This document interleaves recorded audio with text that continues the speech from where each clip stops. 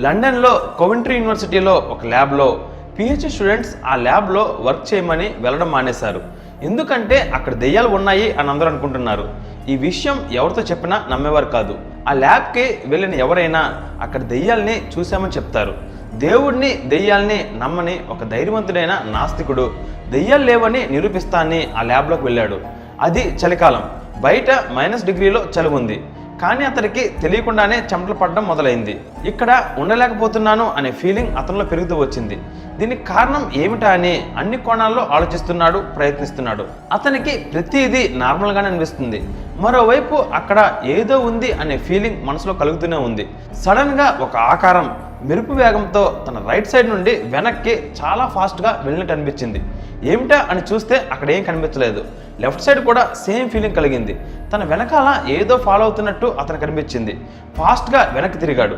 తన ముక్కుకి తాకేంత దగ్గరగా ఒక ఆకారం కనిపించింది. మనోడు భయంతో షాక్లో ఉండిపోయాడు. వెంటనే ఆ ఆకారం మాయమైంది. గట్టిగా అరుచుకుంటూ బయటకు వచ్చి అక్కడ నిజంగానే దెయ్యాలు ఉన్నాయి అని అందరితో చెప్పాడు. అసలు నిజంగా ఆ ల్యాబ్లో దెయ్యాలు ఉన్నాయా? మనిషి చనిపోయాక తగ్గే 20 గ్రాముల బరువు తన ఆత్మదా? నేను దెయ్యాల్ని నమ్ముతానా నమ్మనా? అసలు దెయ్యాలు ఉన్నాయా లేవా అనే విషయాలు ఈరోజు ఎపిసోడ్లో తెలుసుకుందాం. Hi everyone, this is Vikramaditya and welcome to my channel. మన ప్రపంచంలో దేవుడు ఉన్నాడని నమ్మే వాళ్ళకన్నా దెయ్యం ఉందని నమ్మే వాళ్ళే ఎక్కువ. ప్రతి 100 మందిలో 30 మంది తమ స్వయంగా దెయ్యాన్ని చూసామని చెప్తారు. మరి అంతమంది చెప్పారు కదా, దెయ్యాలు ఉన్నాయా అని అడిగితే 100% దెయ్యాలు లేవు. నేనైతే అస్సలు నమ్మను. ఒకవేళ నాకు కూడా దెయ్యం కనిపిస్తే అప్పటికీ దెయ్యం అని నేను నమ్మను. అది ఏంటా అని సైంటిఫిక్గా విశ్లేషించి అర్థం చేసుకోవడానికి ట్రై చేస్తాను. నేను ఆల్రెడీ దెయ్యాలపైన తీసిన దెయ్యాలు నిజంగా ఉన్నాయా, దెయ్యం అంటే భయమా, మరణించిన తర్వాత ఏమవుతాం అనే వీడియోస్లో దెయ్యాలు లేవు అని ఎక్స్ప్లెయిన్ చేశాను. కానీ దెయ్యం ఉందని నమ్మే వాళ్ళు మాత్రం అది నమ్మట్లేదు. సో దెయ్యం ఉందని నమ్మే వాళ్ళ నమ్మకాన్ని చంపడం కోసం నేను 4 నిమిషాల పాటు దెయ్యం ఉందని నమ్ముతాను. దెయ్యం ఉంది అనే కోణంలోనే 4 నిమిషాలు మాట్లాడుకుందాం. ఆ తర్వాత దాని గురించి మనం ఒక డెసిషన్కి వద్దాం. కొంతమంది చనిపోయి బతికాను అనే వారి ఎక్స్పీరియన్స్ని బేస్ చేసుకొని కొన్ని పుస్తకాలు, పురాణాల్లో ఉన్న విషయాల్ని, ప్రఖ్యాత గోస్ట్ అనలిస్ట్ యొక్క వాదనల్ని బేస్ చేసుకొని దెయ్యాల యొక్క ప్రపంచం ఎలా ఉంటుందో మనం ఈరోజు తెలుసుకుందాం. మనిషి అంటే శరీరం ప్లస్ జీవం ప్లస్ ఎమోషన్.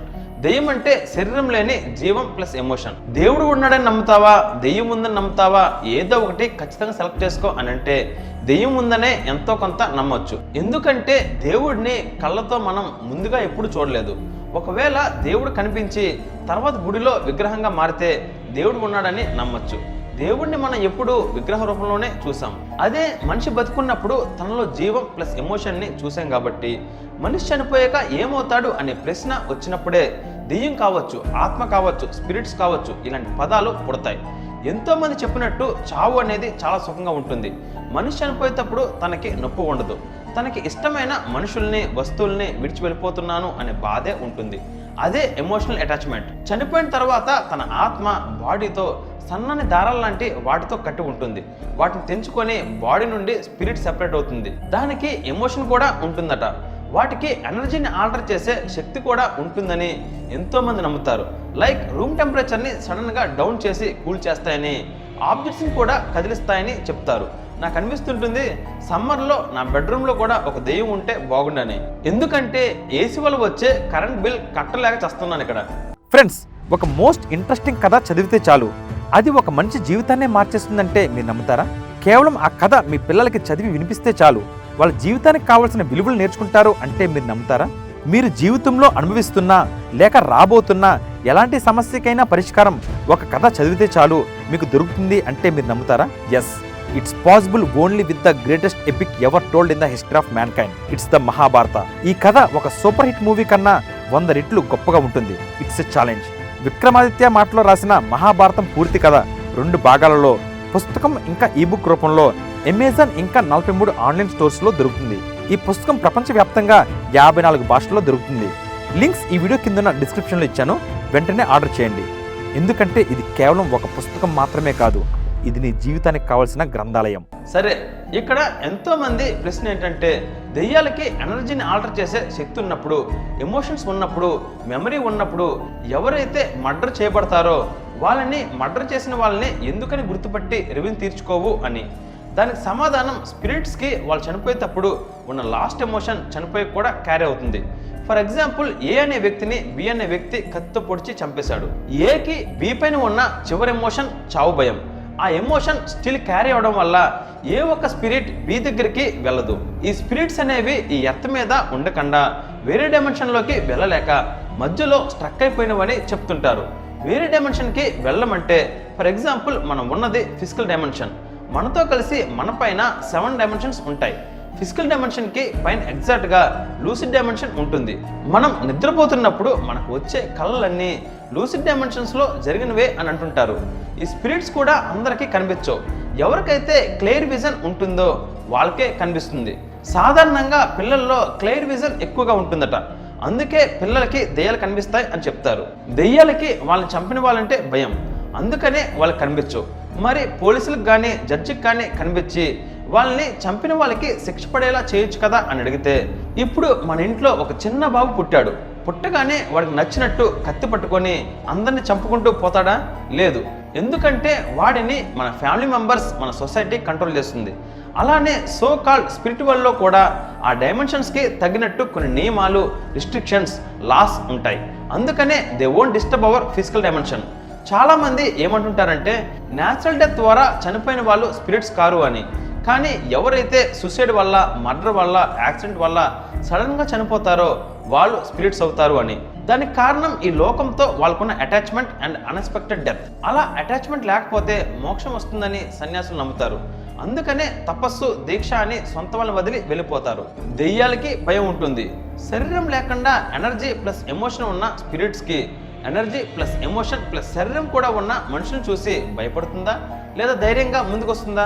అలానే స్పిరిట్స్ నైట్ టైమే ఎందుకని కనిపిస్తాయి? పాడుబడిన బంగ్లాల్లోనే ఎందుకుంటాయి అని అంటే అక్కడ ఎనర్జీని డిస్టర్బ్ చేసే ఎలక్ట్రానిక్ ఎక్విప్మెంట్స్ ఉండవు కాబట్టి వాటి సర్వైవల్ కోసం అలాంటి ప్లేసెస్ చూస్ చేసుకుంటాయి అని అంటారు.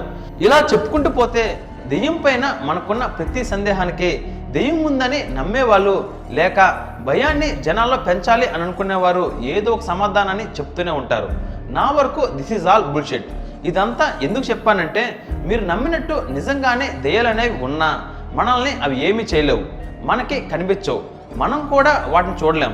ఎందుకంటే అవి ఒకవేళ ఉన్నా వేరే డైమెన్షన్స్లో ఉంటాయి. మన ప్రపంచం మొత్తం మీద ఇప్పటి వరకు దెయ్యం ఉందని ఒక్కటి కూడా సైంటిఫిక్ ప్రూఫ్ దొరకదు కూడా. మనిషి చనిపోయాక జస్ట్ తన ఎనర్జీ అంతా లైక్ హీట్ ఎనర్జీ గాల్లోకి, బాడీ మాస్ అంతా పురుగులు తినేసి నేలలో కలిసిపోతాయి, మళ్ళీ అవి రీసైకిల్ అవుతాయి. ఈ దెయ్యాలు అనే కాన్సెప్ట్ అన్ని రిలీజన్స్లో ఉంది. జనాల్ని భయపెట్టి కంట్రోల్ చేయడానికి ఇలాంటివెన్నో క్రియేట్ చేశారు. మీకు ఈ వీడియో స్టార్టింగ్లో నేను చెప్పినట్టు కోవెంట్రీ యూనివర్సిటీలో ఉన్న దెయ్యం ఏంటో తెలుసా? ఆ ల్యాబ్లో పాడైపోయిన ఒక ఎగ్జాస్ట్ ఫ్యాన్. ఆ ఫ్యాన్ పాడయ్యి సరిగ్గా ఒక స్పీడ్లో తిరగడం వల్ల 20 Hz కన్నా తక్కువ ఉండే ఇన్ఫ్రాసౌండ్ క్రియేట్ అయింది. ఆ సౌండ్ మనకు వినిపించదు, కానీ దాన్ని మన బ్రెయిన్ డిటెక్ట్ చేస్తుంది. ఆ సౌండ్ వల్ల ఎన్నో సైడ్ ఎఫెక్ట్స్ ఉన్నాయి. వాటిలో మొదటిది అధికంగా చెమటలు పట్టడం. అందుకే చలికాలంలో కూడా అతనికి చెమటలు పట్టాయి. రెండోది అన్సెట్లింగ్ ఫీలింగ్, అందుకే తను అక్కడ ఉండలేకపోయాడు. ఇక మూడోది ముఖ్యమైనది హాలుసినేషన్స్. అదే మన మైండ్లో భయాన్ని మల్టిప్లై చేసి లేని దాన్ని ఉన్నట్టుగా ఊహించుకునేలా చేస్తుంది. అందుకే తనకు దెయ్యాలు కనిపించాయి. నిజానికి అక్కడ ఏ దెయ్యం లేదు. ఆ ల్యాబ్లో ఆ ఫ్యాన్ బాగు చేసిన తర్వాత అక్కడ ఒక్కరోజు కూడా ఎవ్వరికి ఒక్క దెయ్యం కూడా కనిపించలేదు. Problem solved. అండ్ ఎప్పటి నుండో వెంటాడుతున్న మిస్టరీ, మనిషి చనిపోయాక తగ్గే 20 గ్రాముల వెయిట్ ఆత్మది అని ప్రపంచమంతా అనుకుంటున్నారు. ఆ మిస్టరీని ఇప్పుడు ఎక్స్పోజ్ చేస్తాను. డంకన్ మెక్డోగల్ అనే వ్యక్తి చనిపోవడానికి సిద్ధంగా ఉన్న 6గురిని వాళ్ళ బెడ్తో పాటు బరువు తెలిసేలా ఒక ఎక్విప్మెంట్కి అరేంజ్ చేశాడు. అలా ఆ 6గురు చనిపోయిన తర్వాత ఆ ఎక్స్పెరిమెంట్ రిజల్ట్ ఏంటంటే యావరేజ్గా 20 గ్రాముల బరువు మనిషి చనిపోయాక తగ్గుతుంది అని. తర్వాత కొన్ని కుక్కల పైన కూడా అదే టెస్ట్ చేశాడు, కానీ కుక్కలకి బరువు తగ్గలేదు. దీని తర్వాత ప్రపంచమంతా మనుషులకే ఆత్మ ఉంటుంది, జంతువులకి ఆత్మ ఉండదు, మనిషి ఆత్మ యొక్క బరువు 20 గ్రాములు అని ప్రచారం అయింది. కుక్కలకి శరీరం అంతా బొచ్చు ఉంటుంది, అదే ఫర్. ఆ ఫర్ ఉండడం వల్ల కేవలం ముక్కు ప్రాంతంలో, అరికాల్లో మాత్రమే చెమట గ్రంథులు ఉంటాయి. వాటి శరీరం పైన స్వెట్ గ్లాండ్స్ ఉండవు. కానీ మనుషులకి అలా కాదు, శరీరం అంతా స్వెట్ గ్లాండ్స్ ఉంటాయి. మనిషి చనిపోయే ముందు తన హార్ట్ బీట్ ర్యాపిడ్గా ఉంటుంది, మెటబాలిక్ యాక్టివిటీ ఎక్కువై బాడీ హీట్ అవుతుంది. అప్పుడు బాడీలోని చెమటంతా తేమ రూపంలో చెమట గ్రంథుల ద్వారా గాల్లో కలిసిపోతుంది. అలా కలిసిపోయిన చెమట బరువే 20 గ్రాములు. పైగా ఇక్కడ నోట్ చేసుకోవాల్సిన విషయం ఏంటంటే మెక్డోగల్ చేసిన ఎక్స్పెరిమెంట్లో ప్రతి ఒక్కరికి ఎగ్జాక్ట్గా 20 గ్రాముల వెయిట్ తగ్గినట్టు రిజల్ట్ రాలేదు.